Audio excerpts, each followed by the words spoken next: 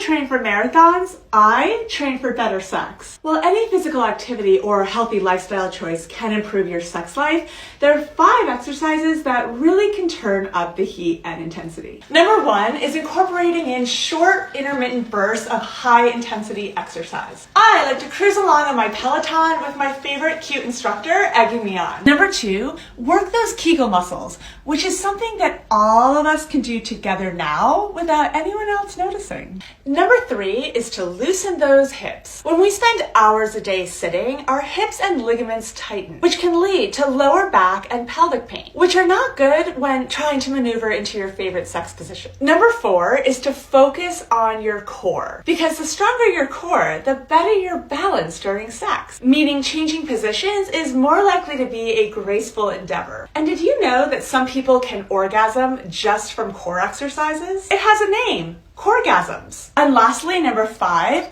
yoga, or in my case, horseback riding. Both encourage you to be truly in the present moment, improve flexibility and strength, and can boost your mood. All things which lead to better overall sexual experiences. Giddy up!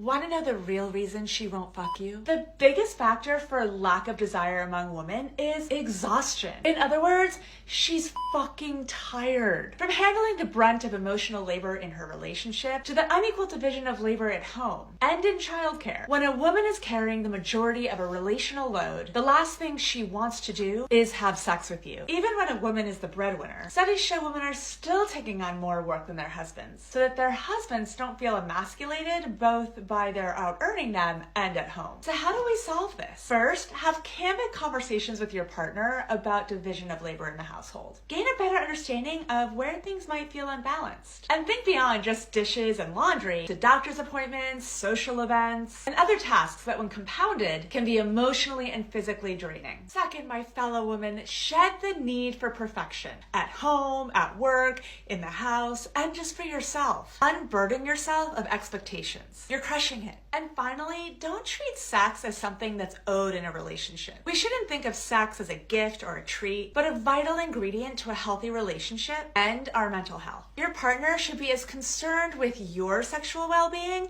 as they are with their own. Can I take a nap now?